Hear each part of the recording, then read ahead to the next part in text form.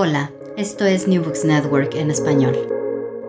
Gracias por acompañarnos en un nuevo episodio de New Books Network en español, un podcast de The New Books Network. Soy Pamela Fuentes, anfitriona del canal.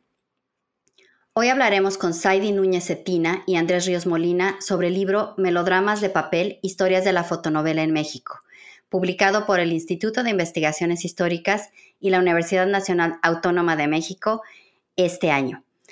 Andrés Ríos Molina, Zaidi Núñez Cetina, bienvenidos al podcast. Hola, Gracias, Pamela. Muchas gracias. Encantados de estar acá para presentar el libro en este podcast. Gracias a ustedes. Comencemos presentándolos a la audiencia. Zaidi, ¿nos podrías hablar un poco sobre ti? Bueno, claro que sí. Yo nací en Bogotá y estudié Historia en la Universidad Nacional de Colombia.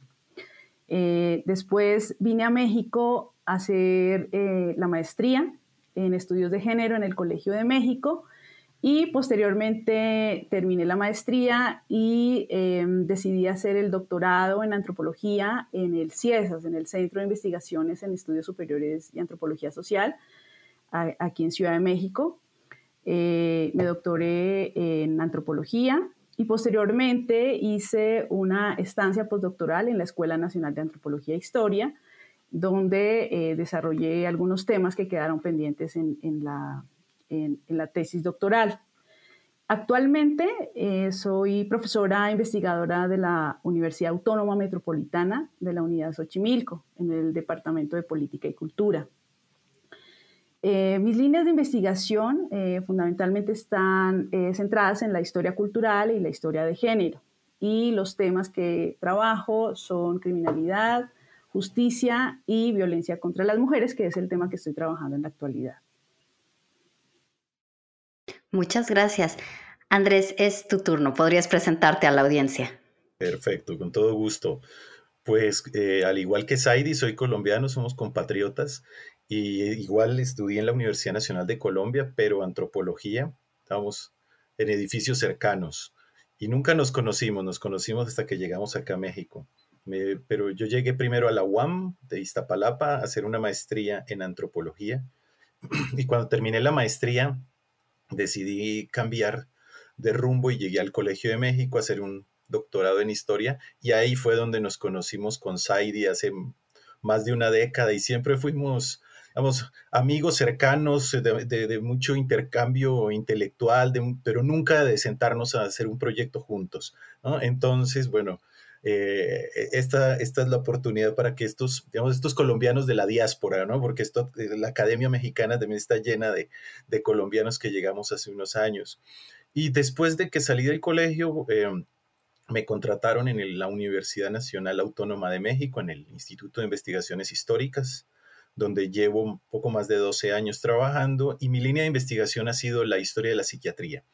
Principalmente la psiquiatría, hospitales psiquiátricos, manicomios, encierro, etcétera. Principalmente en México, pero en estos últimos años ya he estado trabajando sobre Perú y Colombia. Siempre con esta perspectiva muy desde lo cultural que me lo dio la formación en antropología en la licenciatura. Entonces, ese soy yo. Qué interesante y qué bueno que traigan a la plática las colaboraciones, porque justamente este libro es producto de colaboración entre investigadores de diferentes instituciones y estudiantes también. En la presentación nos cuentan que este libro nació en un seminario sobre las fotonovelas en México. Pero Andrés, por favor, dinos un poco más sobre el proceso para escribir este libro que estamos presentando. Pues mira, primero te voy a hablar de la idea, cómo se amarró esta idea. Eh, eh, hace unos años estuve trabajando en un proyecto colectivo, en un libro que se tituló La psiquiatría más allá de sus fronteras. Con el equipo nos dimos cuenta de lo interesante que era ver la psiquiatría, pero fuera del campo psiquiátrico. Nos fuimos al terreno de las representaciones culturales, la fotografía, la prensa, el cine, cómo se representa la locura, las enfermedades mentales, las terapéuticas, etc. Y no solo, nos dimos cuenta que no era solo un abordaje anecdótico, ¿sí? Chusco, simpático, como en un nivel más bajo o inferior a lo meramente científico. No, el valor cultural se aquilata en la medida en que a la gente, a la sociedad les llegan estas nociones a través de los medios de comunicación masivos. ¿Sí? Las nociones que pretendimos abordar en este libro. Y yo me concentré en un conjunto de revistas, de fotonovelas y de cómics de los años 60, 70 y de 80, donde ese era el tema. El manicomio, la psiquiatría, las enfermedades mentales, el psicoanálisis, etc. Y analicé todo ese material. Y ahí me di cuenta que había una cantera, ¿no? Había como esperando que fuéramos muchos a trabajar todo ese material, porque me di cuenta que eran muchísimas fuentes. Y al mismo, me quedó esa idea en la cabeza, y con Saidi nos pusimos a trabajar. Yo le comenté, le dije, mire, mija, aquí tengo un material que no sé muy bien cómo trabajar, ¿sí? Que fue un cómic que yo encontré, El Jorobado, a mí me impresionaba mucho ese cómic, porque todas eran historias que terminaban en la violación de una mujer, ¿sí? Absolutamente todas las historias. Y entonces yo dije, bueno, ¿cómo es posible que esto erotizara a muchísimos lectores, ¿sí? Y circulaba ampliamente? Entonces yo le propuse a Saidi, le dije, sentémonos y pongámonos a trabajar en esto, convertámoslo en un artículo, y vamos sacando herramientas, ¿sí? Porque Saidi tiene las herramientas desde los estudios de género, y yo más desde la historia cultural, en el sentido de estas publicaciones masivas que ya lo venía trabajando. La cosa funcionó, nos disfrutamos mucho escribiendo ese artículo, que a propósito nos ha ido muy bien, ha tenido muchos lectores, etc. Y entonces dijimos, no, este tiene que ser el primer paso, ¿sí? Y entonces ahí pensamos en trabajar esto de manera más amplia, la historia de las fotonovelas, porque nos dimos cuenta que había historia de cómics, porque además los cómics tienen como cierta sofisticación, ¿no? Como que esta influencia norteamericana que puede llegar a ser alta cultura. Pero las fotonovelas no, tenían como esta etiqueta de ser morbosas, masivas y además de baja calidad, como que no es un tema muy seductor para la intelectualidad. Pero entonces con Saidi lo que decimos fue armar un equipo, y ahí es una cosa bien interesante, porque a la hora de armar un equipo, pues no sé, es como una relación de pareja, o sea, uno tiene que ver mucho a la otra persona porque si no, el trabajo en equipo puede ser terrible, puede ser pésimo, y el proyecto puede fracasar. Entonces invitamos a dos colegas con los que yo ya había trabajado en el proyecto anterior de la psiquiatría más allá de sus fronteras. Primero a Rebeca Monroy, que es experta en análisis de la imagen. Ella había escrito un texto sobre el manicomio, las fotografías de la locura y del manicomio, y se vino con nosotros, y es la que escribió un capítulo sobre el análisis visual, ¿no? Y también se vino José Antonio Maya con nosotros, que él también trabaja historia de la psiquiatría, más desde la literatura, pero siempre en esas representaciones culturales de la enfermedad mental. Y empezó a trabajar con nosotros. También convocamos a Gabriela Pulido, que es una experta historiadora en la cultura popular, que escribió un capítulo sobre luchadores y boxeadores.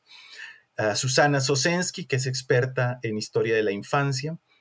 E invitamos también a 3 estudiantes, chicas, jóvenes que fueron mis estudiantas, chicas pues realmente brillantes, y a veces los colegas son como muy reticentes, ¿no? Para invitar estudiantes, ¿no? Porque da perecita, porque hay que formarlos y llevarlos de la mano.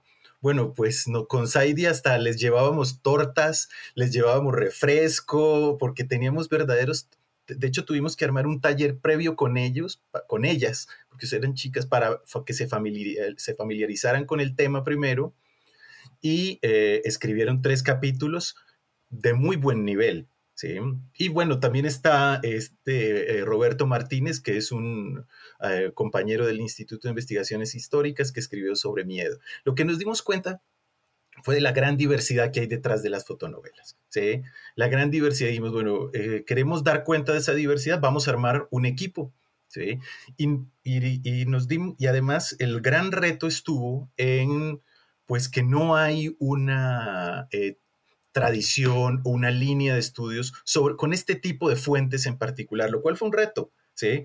Pero un reto interesante, ¿sí? Que nos llevó a meterle mucha imaginación, ¿sí? Y agarrar de muchas disciplinas, ideas para irle dando cohesión a este proyecto.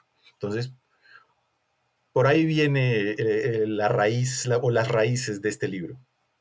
Interesante. Además, este tema de la colaboración entre investigadores y estudiantes me parece fundamental y los quiero felicitar por haberlo hecho de esta manera.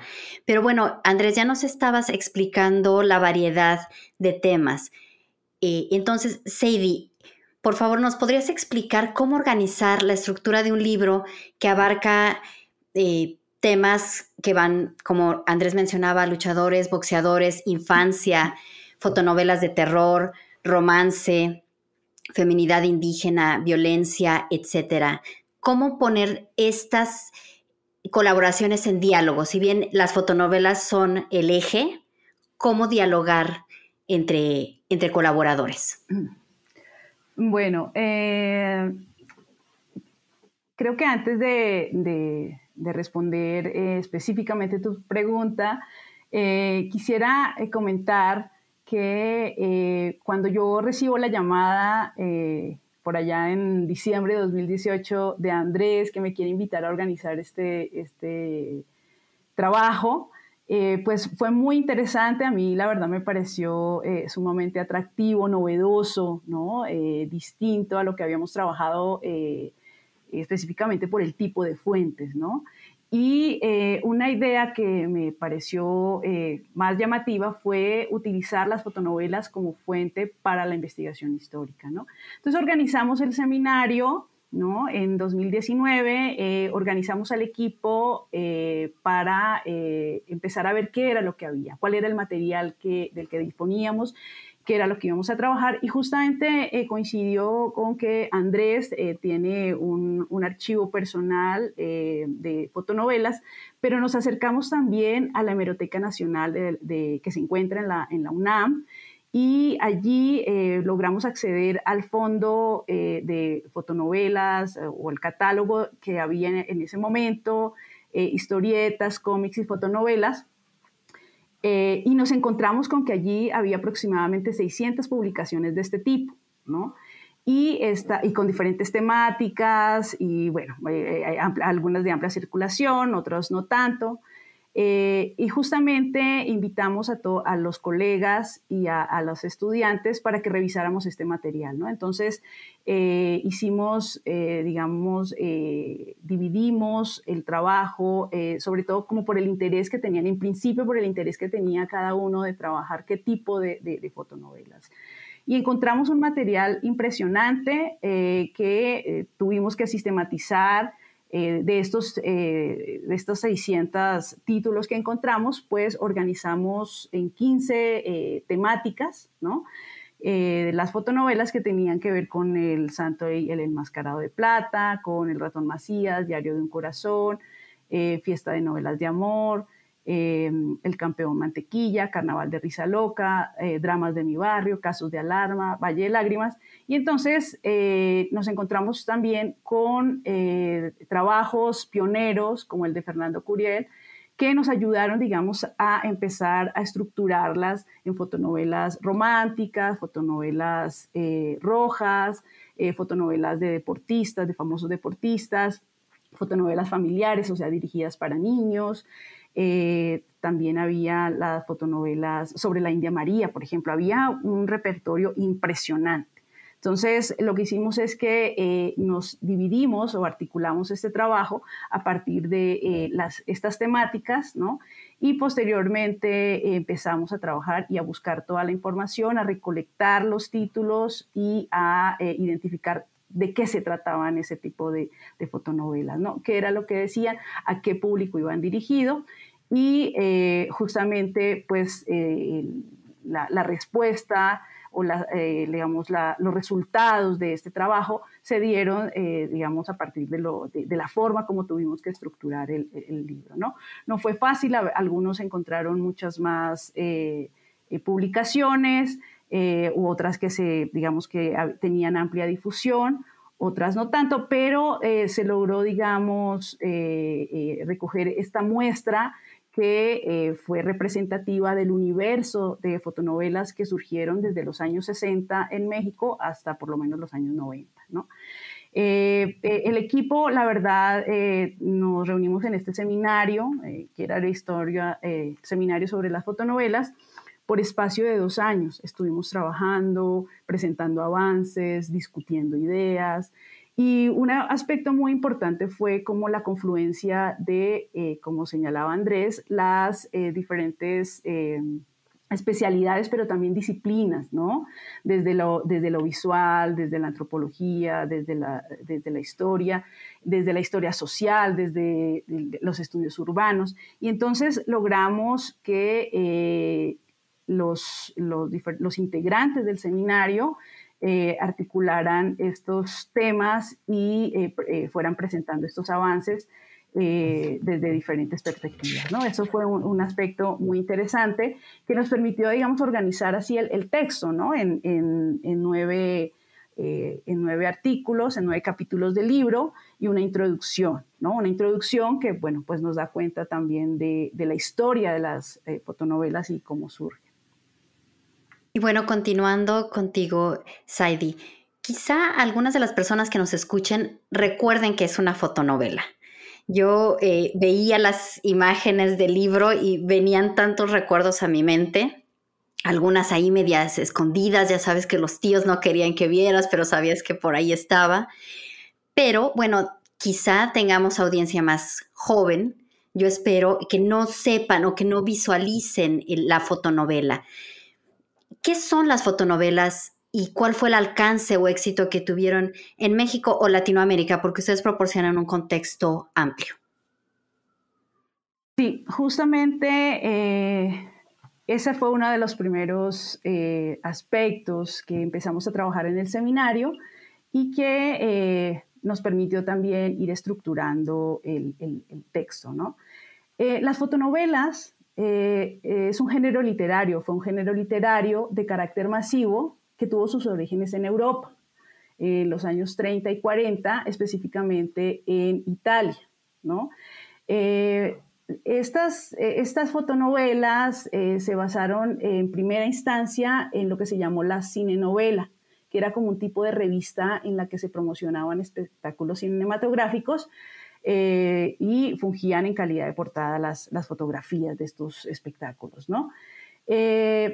Basados en ese formato, los fundadores, digamos, de este formato fueron los hermanos Alceo y Domenico del Duca, ¿no?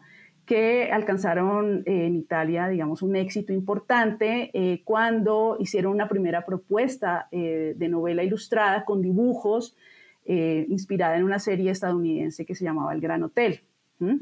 A partir de allí, estas primeras novelas se llamaron mucho la atención, fueron de gran éxito y se tuvo la primera fotonovela que se llamaba En el fondo del corazón, allí en la misma Italia, y este formato se copió para otros países, ¿no? Entonces ya en los años 40, en los años 50 empezó la difusión en Bélgica, en el Reino Unido, en Francia y en España.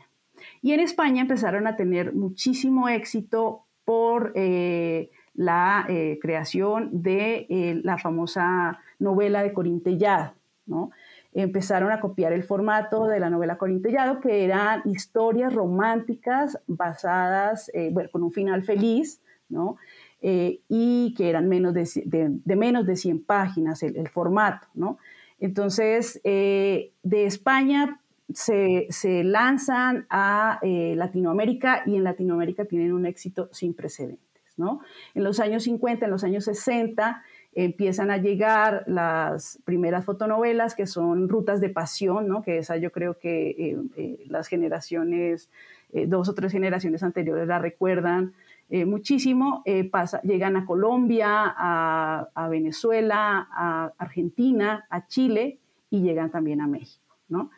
Y en este boom llegan en los 60 y en los 70, justamente coincidiendo con ese contexto en el cual hay un despliegue de los medios de comunicación, de una diversificación de la industria cultural, ¿no? Que fue muy, muy importante, y empiezan las primeras fotonovelas, si bien eran, digamos, de origen italiano, y pues las de Corín Tellado, luego empiezan a adaptarse a un formato latinoamericano, y en México tienen muchísima recepción porque son historias que cuentan digamos, una estructura melodramática, que empiezan a contar historias de amor, fundamentalmente historias románticas. También empiezan a adaptarse o a incorporarse para diferentes tipos de público, ¿no? Y se introduce, por ejemplo, el santo, el enmascarado, y otros tipos de fotonovelas que van a ser para los niños, ¿no? Las familiares. Y en los 70 empieza el boom de las fotonovelas rojas, que están basadas en la crónica de la nota roja, ¿no? Por ejemplo, de las revistas como Alarma, ¿no? La famosa revista Alarma, que hasta hace poco dejó de circular, pero que tienen, digamos, un contenido, o están basadas en estas historias que ocurren de tragedias, y que entonces se adaptan como historias que complementan los sucesos que ocurrieron o que se escribieron en la nota roja, ¿no? Entonces, es un contexto en los años 60 y 70 de una transformación importante que viene acompañada de esa modernización, de esa apertura, digamos, también cultural que hay, ¿no? Diría Carlos Monsiváis, esta revolución sexual que se va a vivir en los años 60 y 70 y que empieza, digamos, a popularizarse más en los años 70, porque llegan a diferentes tipos de público que están y con diferentes temáticas que empiezan a ser consumidas no solamente por las mujeres, también por los hombres, por los niños y por diferentes sectores sociales. Bien, y bueno, Andrés, ¿quieres agregar algo? Sí, algo muy, muy breve. Cuando yo llegué a México hace más de 20 años, a mí me llamaba mucho la atención ver a la gente en el transporte público con sus revistas, tipo libro vaquero, ¿sí? Cierto. Pero era en el metro. Claro, no existían los teléfonos celulares, hoy todo el mundo está conectado con sus audífonos, viendo redes sociales, pero en esa época no. En esa época, y entonces en las bases de los peceros, transporte público, estaban los cerros de revistitas donde la gente, ¿qué hacía? La nueva costaba 5 pesos, pero yo pude llevarme una usada y al otro día la intercambiaba por otra y costaba 1 peso, algo así, ¿sí? Cosa que no, pues en Colombia no veíamos, ¿no? No había ese hábito. Y a mí me sorprendió, que México fue una gran potencia en la producción de este tipo de publicaciones, ¿sí? Estamos hablando de millones y millones y millones que se produjeron. Estamos hablando de una cultura de masas realmente, o sea, cantidades alarmantes. Nosotros hicimos, como explicó Saidi ahora, la clasificación. Sabemos que muchísimas quedaron por fuera, ¿sí? Porque es inabarcable. Tendría uno que dedicarle toda una vida a tantas fotonovelas que se publicaron, ¿sí? Eso por un lado. Y por otro lado, un asunto que es que nos llamó mucho la atención y que fue como muy, digamos, determinante, es que tratar de encontrar la diversidad dentro de la unidad, ¿sí? Aparentemente es como una sola cosa, que es la fotonovela, ¿sí? Pero resulta que dentro de eso habían muchos tipos, estilos para muchos públicos, entonces queríamos también dar cuenta de eso, ¿sí? También estamos hablando de una literatura prohibida, o sea, hablábamos con mucha gente clase media que decían, bueno, esto estaba prohibido en mi casa, eso no se podía ver, Entonces una colega nos decía, dice, esas fueron con las que se inició sexualmente mi esposo, que era el porno para los adolescentes, ¿sí? Otros me decían, es que, porque siempre en las de amor traían en medio el póster de un actor de moda. Entonces me decían varias colegas, dice, pues la muchacha de servicio tenía su cuarto con todos esos pósters y nosotras nos metíamos allá para ver esas revistas de amor. Entonces, claro, tiene que ver con esos valores de la clase media, con esos valores en conflicto con las clases populares, ¿no? Entonces, todo este juego de diferencia de clase, de género, de raza, que están atravesando y creando una diversidad de narrativas, fue el gran desafío para nosotros a la hora de armar este proyecto.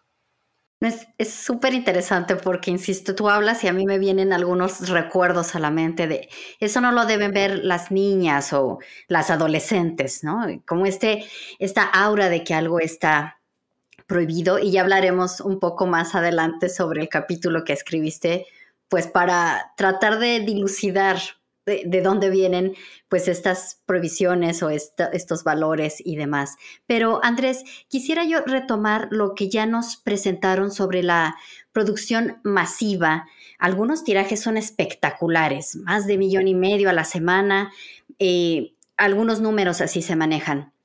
Pero nos comentan en la introducción que hay una paradoja. A pesar de que se producen en grandes cantidades, se conservan pocos ejemplares y como fuente no ha sido abordada. Es algo que nos estabas comentando al principio de la entrevista, pero quisiera que habláramos un poco más sobre las fotonovelas como fuentes para la sociedad y por qué sería importante tener un acceso más amplio a ellas. Son efímeras, lo sé, pero ¿por qué sería importante seguir trabajando con ellas? Okay. Bueno, sí, en efecto, esa fue la paradoja que nos sorprendió al iniciar esta investigación, la ausencia de acervos con este tipo de publicaciones frente a la gran cantidad de publicaciones que hubo. De hecho, nuestra hipótesis es que las que están en la UNAM fueron enviadas o remitidas por la SEP, porque la SEP era la encargada de aprobar o rechazar estas revistas, entonces tenían que llegar allá ejemplares, porque encontramos que muchos tenían sellos de la SEP. Entonces, cuando esta oficina deja de estar en la SEP y pasa a la Secretaría de Gobernación, todo ese archivo, según parece, se fue hace mucho tiempo a la UNAM. Pero fuera de eso no hay otro acervo. Entonces tiene que ver, uno, con la misma noción de patrimonio, ¿sí? Que debe formar parte del patrimonio histórico, de los acervos históricos, ¿sí? Entonces, como durante mucho tiempo eso no fue considerado como futuro material para historiadores, futuro material de estudio, sino pues era, insisto, algo muy vulgar, indecente, ¿qué valor podría tener? Entonces, de pronto en su momento no se pensó, ¿sí? Ahora que resulta que lo indecente, que lo impúdico, lo inmoral debe tener un lugar dentro de la historia, porque es también elementos fundamentales en la construcción de la vida cotidiana y de los sujetos que habitan una sociedad. Entonces, frente a eso nos tocó tocar muchas puertas. Entonces, desde que yo llegué a México, una de las cosas que me fascinó fueron los tianguis. Sí, de hecho, yo viví durante muchos años en la colonia Doctores y para mí el tianguis era un asunto fenomenal donde podía conseguir uno de todo y de todos los precios y estas publicaciones al lado de otras, música, ropa usada, para mí era un paraíso, ¿sí? Y ahí empecé a ver, porque vendían los cerros, no solo de estas revistas, sino de muchas otras. ¿Sí? Por ejemplo, que ese es un proyecto que tenemos ahí pendiente con Roberto, que es sobre extraterrestres. Nos interesa mucho la presencia de los extraterrestres en México. ¿Sí? Y ahí la revista Duda, por ejemplo, pues fue una revista fundamental en toda la construcción de la mitología UFO en México. Entonces, ¿qué hicimos? Bueno, mercadolibre.com para mí ha sido, creo que no le agradecimos en el libro, bueno, por tema de derechos, pero muchas terminamos comprándolas ahí. Entonces, los historiadores que queremos trabajar esto parecemos pepenadores, ¿sí? Buscando en otros sitios muy alejados a veces de las bibliotecas, ¿sí? Entonces, eso también es un reto para quienes están creando acervos, ¿sí? Porque a veces pensamos que, ay, esto no es útil y lo vamos tirando a la basura, sin la conciencia de que dentro de unos años puede ser un material de bastante utilidad. Qué temas de los extraterrestres, ya se antoja leerlo. Saidi, hablando de los temas que se analizaron, tú exploraste 2 títulos en particular pertenecientes al género de la fotonovela roja. Ya nos introducías un poco a qué es este género. ¿Nos puedes platicar un poco más y qué era lo que las y los lectores encontraban a golpe de vista en las portadas? Bueno, pues a mí me llamó mucho la atención el tema del género rojo, justamente por las imágenes, ¿no? Este género rojo era un tipo de revista que además de bajo costo, ¿no? O sea, costaba más o menos entre 1 y 1.50 centavos, y que era, pues, por supuesto, mucho más barato que comprar la tortilla. Entonces tenía de mucho más fácil acceso los sectores populares, digamos, tenían más fácil acceso a consumir este tipo de revistas. El género rojo era una revista, una fotonovela de formato más o menos 23 por 32 centímetros, a color, la portada a color y los interiores blanco y negro o en sepia. Esta revista, sobre todo yo que trabajé las 2 revistas de más difusión, que fue Casos de Alarma, ¿no? Que surge en 1971, y luego cuando es cerrada por la censura de la SEP, de la Secretaría de Educación Pública, entonces se abre con el mismo formato, pero con otro nombre que se llama Valle de Lágrimas, ¿no? Entonces son las 2 revistas que revisé. Y estas revistas eran muy llamativas porque no solamente aparecían mujeres semidesnudas, en poses muy sugerentes, digamos, en traje de baño en algunos casos. También había muchas imágenes con una carga de violencia muy fuerte, ¿no? Por ejemplo, había mujeres casi siempre siendo golpeadas por uno o varios hombres. Se manejaban temáticas pues, que, como ya señalé, provenían de la nota roja, y temas que atraían, digamos, la atención de un lector morboso, ¿no? O sea, de continuar la historia que se había contado de tragedia en Alarma. Entonces continuaban con estas historias, y en las portadas generalmente aparecían, por ejemplo, también estudiantes, jóvenes, digamos, consumiendo marihuana, que en ese momento era el escándalo, ¿no? En la época era el escándalo del consumo de drogas. Niños, por ejemplo, abandonados también, había muchas imágenes de niños abandonados, de pobreza, de criminalidad, ¿no? O sea, todas estas temáticas que de alguna manera llamaban la atención de las personas de muchos sectores, pero principalmente, digamos, como dirigidas a un público de sectores populares, ¿no? Las imágenes son muy aterradoras, ¿no? Justamente ahora estaba presentando en una ponencia ayer una de esas imágenes, y la gente estaba escandalizada, y estamos hablando de los años 70, ¿no? Donde las mujeres generalmente para vender lo que utilizaban era a las mujeres en minifaldas.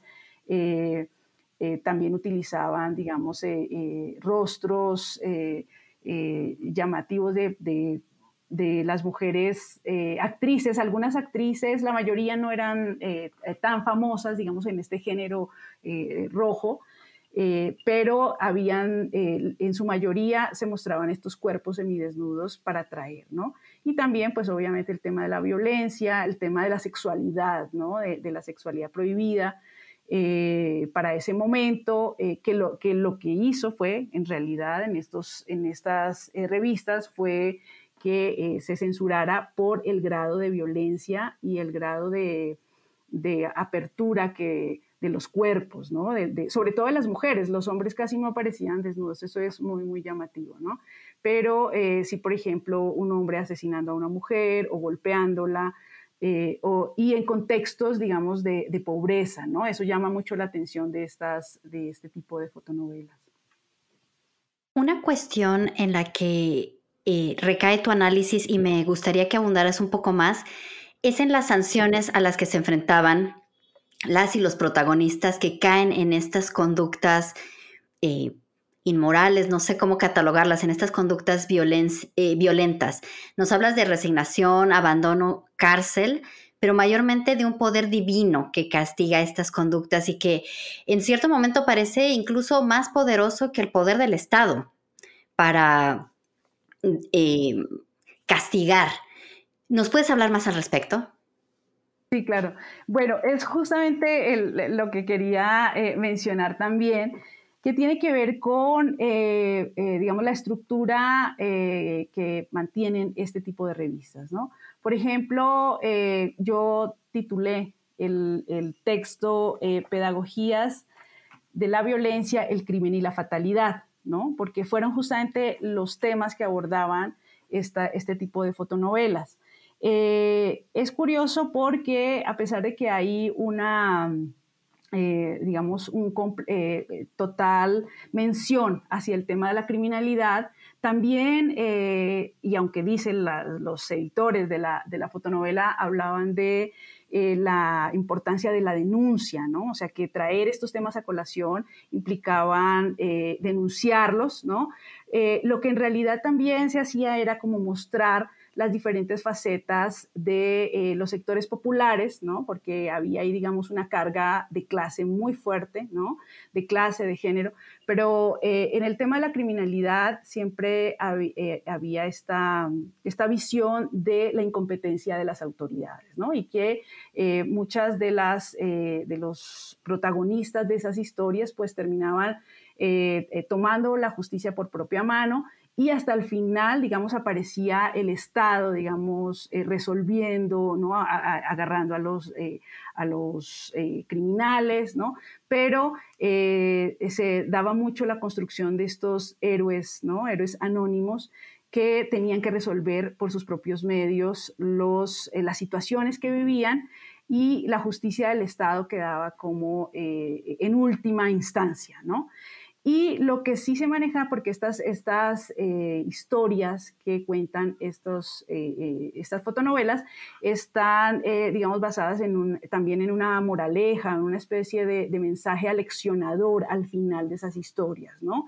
Y que tenían que ver, por un lado, con esa justicia del Estado o lo que yo mencionaba también como la legal, ¿no? La sanción legal, pero también una sanción divina, ¿no? Que es esa sanción al cual ninguno podemos escapar, ¿no? Porque hay un destino, ¿no?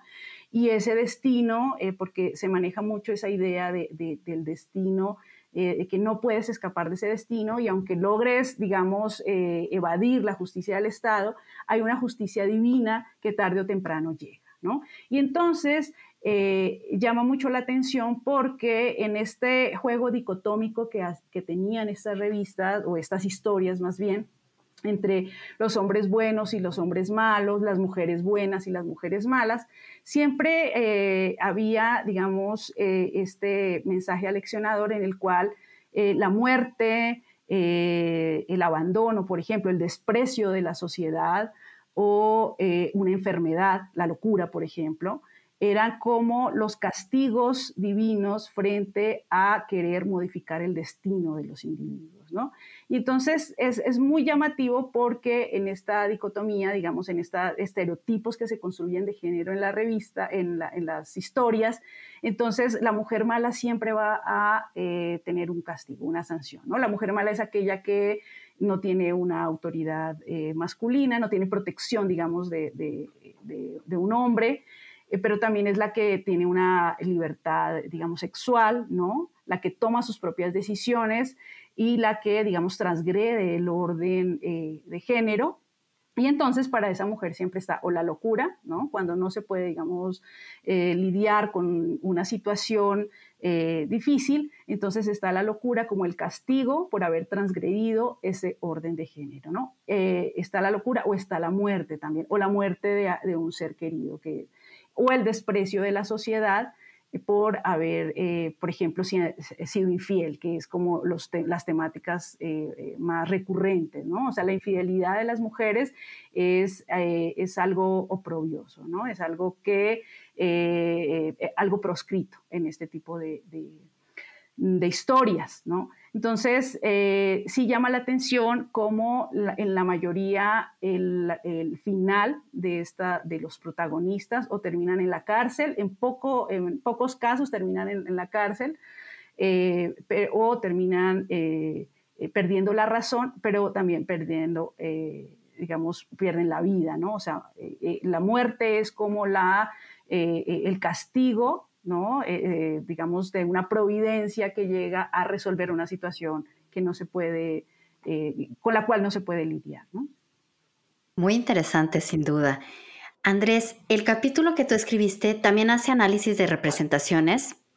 Vaya, nos llegan otros mensajes, otras perspectivas, pero también analizas la trayectoria de Benjamín Escamilla para ahondar en los intereses, estrategias y diseños que hay detrás de la producción de las fotonovelas. ¿Nos podrías hablar sobre la relevancia de Escamilla y cuál fue su relación con la censura gubernamental? Con todo gusto.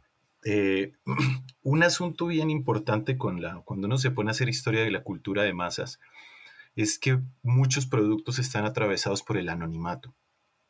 ¿Sí? Entonces, muchas de estas revistas, por ejemplo, cómics, no sabemos quiénes eran los dibujantes, quiénes escribían las historias.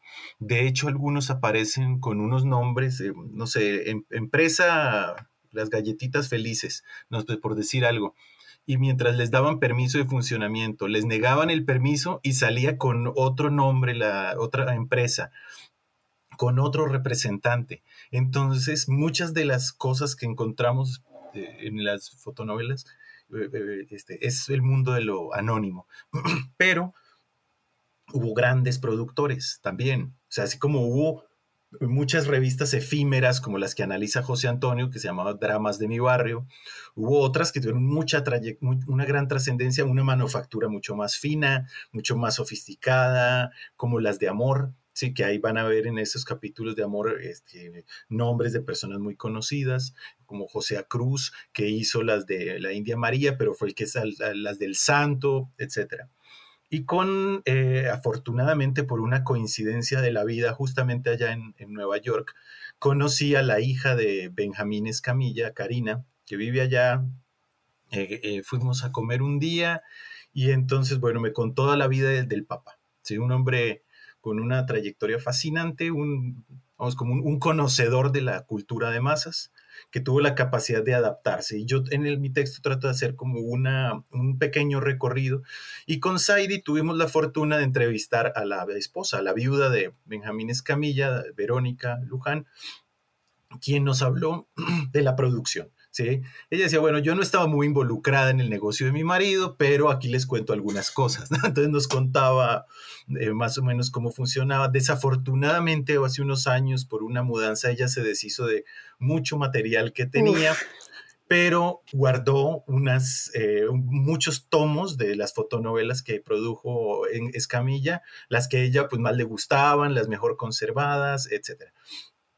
Y pues, las que Saidi analiza son las que hicieron más famoso a Escamilla, ¿no? Que fueron Casos de Alarma, ¿sí? Que fue la que lo catapultó a la fama. Y yo analicé las eróticas, ¿sí? Porque pues fue un género dentro de esta producción de fotonovelas, ¿sí? Y entonces pasa, la documentación interesante fue la que encontré en la oficina de gobernación, que es la que se encarga, la comisión que se encarga de autorizar o no estas publicaciones. Las publicaciones masivas, las publicaciones seriadas, perdón. O sea, por ahí pasa desde estudios de cultura náhuatl hasta Playboy. O sea, todas tienen que pasar por ahí, por esta comisión, para ser autorizadas o no. Y entonces, claro, en los diarios, en las actas, habían debates, porque, claro, la función del Estado era controlar que no hubiese material, y había una norma un conjunto de normas muy claramente establecidas, que no se denigre a México, ¿sí? Que no se hable mal de México, que no se fomente la violencia. Por ejemplo, no iban a aceptar una revista donde se enseñara a usar un arma, por ejemplo, o una donde se enseñara a sembrar marihuana. Entonces, pese a que estaba, en fin, y en el materia sexual, ahí había un debate, porque, claro, lo que para unos podía ser erótico, para otros podía ser pornográfico, ¿sí? Dependiendo del punto de vista de donde cada quien se estaba posicionando. Y Escamilla lo que llamaban una y otra vez, ¿sí? Para cuestionarle, ¿sí? el contenido de sus revistas, porque, pues, en efecto, mostraban mucho para la época, ¿sí? Y entonces, ¿cuál fue la clave? Que ese es uno de los argumentos centrales del libro. La articulación entre lo erótico, en el caso de mi capítulo, en el caso de Saidi es lo violento, ¿sí? Pero con lo melodramático, porque lo melodramático era lo que permitía que pasara la censura, porque lo melodramático te dejaba como lector una enseñanza, ¿sí? Una moraleja al final. Entonces decía Escamilla en las entrevistas, decía, bueno, es que yo les estoy mostrando un crimen que pasó por noticias, o sea, no me lo estoy inventando yo, ¿sí?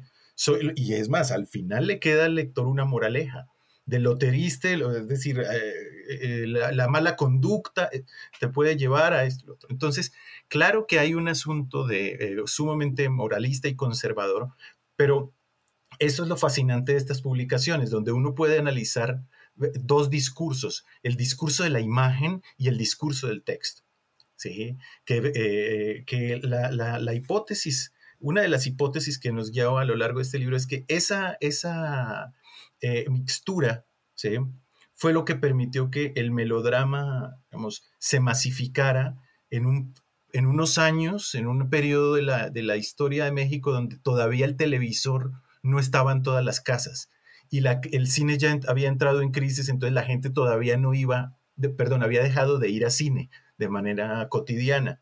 Entonces, en ese lapso es la fotonovela, ¿sí? La que tiene, la que más llega a los hogares, a las casas, etc. Entonces, lo que quisimos en estos capítulos que hicimos con Saidi fue ver quién estaba detrás, quitarle ese anonimato a la cultura de masas, ¿sí? Ver el estratega, un hombre que empezó escribiendo en revistas para mujeres, dando consejos para cómo peinarse mejor, y después hizo cine, hizo esta famosa película de Lo negro del negro Durazo, que fue una película pues, muy, muy famosa, muy taquillera en su momento. Hizo la primera película donde se habló de cocaína, el del SIDA también fue el primero que llevó el SIDA. O sea, él sabía que eran, cuáles eran los temas que estaban interesando en su momento. Entonces, a la hora de darle lugar a un protagonista como lo llamamos, un empresario de la cultura de masas, ¿sí? Podríamos ver esta articulación con el Estado, con la normatividad, pero también con la sensibilidad de la gente. ¿Qué es lo que están esperando? ¿Sí? Saidi, por favor, ¿quieres agregar algo? Sí, lo que pasa es que me parece muy interesante esta parte, agregar esta parte que señala Andrés, porque justamente en la entrevista que tuvimos con Verónica Luján, la esposa de este empresario, nos contaba que cómo se hacían las fotonovelas, ¿no? Y que había sido, digamos, había sido una trayectoria muy importante de él, pero también una ventaja en este espacio, en el espacio donde se desarrollaba, era la cercanía que tenía con el jet set mexicano, ¿no? Y entonces tuvo la posibilidad de contar con algunas actrices que pues posaban en las fotografías para hacer las fotonovelas, pues en realidad como para refrendar su popularidad, ¿no? Y en otros casos, porque se hacían, digamos, en un formato muy pues económico, pues utilizaban nuevas personas que estaban interesadas en posar, y incluso sus hijas también habían participado en algunas de estas historias, ¿no? Con las fotografías. Entonces era muy interesante en la trayectoria de Benjamín Escamilla ver cómo esa capacidad de lograr, digamos, ajustarse a la situación que se vivía en el momento, y utilizar y echar mano de lo que había, ¿no? Incluso él mismo también protagonizó algunas de estas historias, ¿no?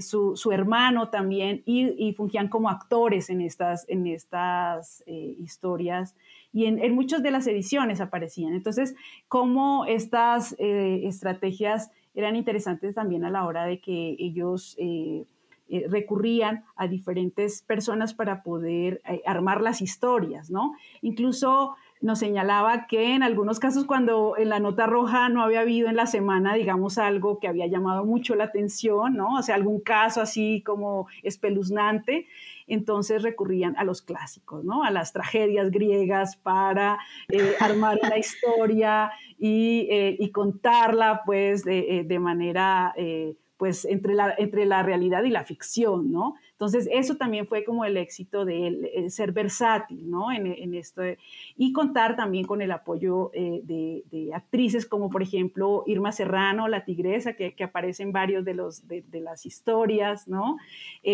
Aparece también José José, aparecen muchos ídolos que en ese momento se estaban consolidando a nivel de la canción, pero también, por ejemplo, Jorge Ortiz de Pinedo, ¿no? Y varios actores que, bueno, después llegan a la televisión, digamos, como a fuerza, pero que en ese momento tenían mucha relación y mucho vínculo también, pues, con los editoriales, con los empresarios editoriales de ese momento. Sí. Perdón que quiero, es que disfrutamos mucho con Saidi entrevistando a la esposa de Escamilla, porque aprendimos mucho, ¿sí? de cómo funcionaba ese mundo. Entonces, claro, si bien estaban las fotonovelas donde actuaban las actrices famosas y actores famosos, que ese es un tema que enfatizamos mucho en el libro, lo multimedia, ¿sí? Es decir, las fotonovelas no se podían entender sin las telenovelas y sin el cine, pero también sin las radionovelas, estaban totalmente vinculadas. Entonces, claro, estaban estas fotonovelas donde aparecían actores y actrices muy famosos, ¿sí? En historias de amor, donde estaban mostrando la vida de la clase media, ¿no? Las casotas en el Pedregal, con empleadas de servicio, eran estos dramas de la clase media, pero habían otros, ¿sí? Donde salían actores absolutamente desconocidos. Es más, se hacían convocatorias en las mismas fotonovelas. Mándenos su historia. Y el premio es que va a ser actor o actriz en una de las fotonovelas, ¿no? Entonces, para mucha gente era la posibilidad de saltar a la fama, de darse a conocer, ¿sí? Y hubo varias vedettes que desaparecieron, hicieron varias y nunca más se volvió a saber de ellas. De hecho, yo traté de contactar por Facebook a algunas, ¿sí? Y encontré que algunas se volvieron, no sé, evangélicas o de alguna religión y solo hablan del Señor y salían antes como con poca ropa, ¿no? Entonces ya no me quisieron dar entrevistas, no quisieron hablar de ese pasado incómodo, supongo, etc. El caso es que nos decían que además pagaban muy poco. Por ejemplo, a los grandes, a los famosos no se les pagaba porque eso les servía para promocionarse, ¿sí? Para darse a conocer, ¿sí? Entonces, eso permitía que las impresiones fueran tan grandes, ¿sí? Porque lo que se ahorraban por una parte en la producción, porque producir una fotonovela era muy barato, era una casa, ¿sí? Un fotógrafo y vámonos, y ahí sacaban todo en 2 días. Pero eso mismo les permitía imprimir tanto que llegaba a Estados Unidos, al público latino, llegaba a Centro y Sudamérica, ¿sí? Entonces eso hacía que, digamos, era como una de las facetas de México como imperio cultural, ¿no? No solo llegaba a través del cine y las telenovelas de Televisa, sino que también llegaba a través de las fotonovelas. Es que es un temazo y me parece una maravilla que hayan coordinado este libro que está lleno de tantos temas y tan interesantes, pero ¿cómo pueden acceder al libro las personas que nos estén escuchando? Porque sabemos que en este tema que a todos nos ha afectado, ya ni siquiera quiero mencionarlo, todo se ha vuelto un poco más difícil. Entonces, para aquellos que les interese saber más de lo que ustedes dos escribieron, además de los otros y las otras autores y autoras, ¿cómo poder hacerse del libro? Pues mira que desafortunadamente por la pandemia, el libro ya está impreso, está en cajas, pero como la UNAM está cerrada en las librerías, entonces todavía no es posible. Dentro de muy poco lo van a poner en la página del Instituto de Investigaciones Históricas para descarga gratuita, ¿sí? Pero no sabemos cuánto se pueda tardar eso. Por lo pronto, yo le ofrezco a quienes nos escuchan un PDF que se puede circular con toda la libertad del mundo para que, bueno, lo lean y lo compartan mientras sale el libro. Muchísimas gracias. Eso suena como una opción para todos, que nos podría poner contentos a todos y a todas. No quiero terminar esta conversación sin preguntarles sobre algún otro proyecto que estén realizando. Sé que terminar un libro, la publicación de un libro, es una gran alegría, pero también es un proceso muy cansado, aunque también sé que en la academia siempre hay estos proyectos que están en proceso. Entonces, Saidi, ¿en qué estás trabajando ahora? Bueno, en realidad lo que yo he estado trabajando en los últimos años ha sido sobre el tema de la violencia contra las mujeres, pero específicamente el crimen pasional. Ahora estoy escribiendo un libro que espero vea la luz el próximo año sobre justamente este tema. Y lleva por título Del crimen pasional al feminicidio íntimo. Y es una revisión a lo largo del siglo XX sobre los tipos de violencia que sufrían las mujeres o algunas mujeres en el siglo XX, ¿no? Hasta cuando, digamos, se va a transformar o se introduce la figura del feminicidio íntimo en el Código Penal, en el Código de la Ciudad de México, pero también en el Código Federal en 2012. Entonces, lo que quiero es, y me sirven muchísimo las fotonovelas, realmente no me desvié, digamos, para trabajar, porque ha sido una fuente muy importante para ver cómo se expresaba esa violencia, ¿no? En diferentes fuentes, digamos, cómo se expresaba esa violencia y esas imágenes sobre las mujeres violentadas, ¿no? Y cuáles eran como los imaginarios y los estereotipos que existían. Entonces, si bien yo he trabajado la primera parte del siglo XX, pues ahora estoy terminando la segunda parte del siglo XX y justamente este material que tiene el libro sobre las fotonovelas rojas, pues me ha sido de gran ayuda. Entonces, bueno, espero que pueda hacer este análisis de este cambio de crimen pasional a feminicidio íntimo, que se va a dar más o menos en los años 90 con la denuncia de los asesinatos de mujeres en Ciudad Juárez, y que va a tener un cambio también en los medios de comunicación, ¿no? O sea, la manera de nombrar, ¿no? De nombrar y de transformar esa idea de que era un crimen pasional a hacer un asesinato de mujeres, ¿no? Eso es básicamente lo que estoy trabajando. Muchas gracias. Y bueno, aquí va a quedar el espacio y el micrófono abierto para compartir el libro cuando salga a la luz. Por supuesto, háznoslo saber. Claro que Andrés, sí. ¿En qué proyectos estás trabajando? ¿Qué tienes en el tintero? Bueno, ahora el próximo año sale un libro colectivo, que es otra cosa, se llama De manicomios a instituciones psiquiátricas, experiencias en Iberoamérica, que es una historia, son 14 capítulos y cada capítulo es la historia de una institución psiquiátrica en Iberoamérica. Es un libro coordinado con un colega chileno, Mariano Rupertus, y yo estoy trabajando en un libro sobre la historia, el nacimiento de la psiquiatría en México y Perú. Entonces voy a descansar un poco de las fotonovelas y ya después por ahí con Saidi tenemos otro proyecto para iniciar una vez terminemos estos libros que tenemos pendientes. Bueno, igual te dejo la invitación abierta por si quieren volver a visitarnos en este podcast. Estaré más que feliz de escuchar sobre estos temas que son interesantes y muy necesarios, todo lo que nos compartieron. Quiero agradecerles mucho por compartir su tiempo con nosotros. Saidi, Andrés, muchas gracias. Gracias a ti. Sí, muchas gracias, Pamela, por la ti. invitación. Qué gusto haber estado contigo. Y gracias a quienes nos escuchan por unirse a esta conversación para New Books Network en español sobre melodramas de papel, historias de la fotonovela en México. Hasta la próxima. Gracias por escuchar New Books Network en español.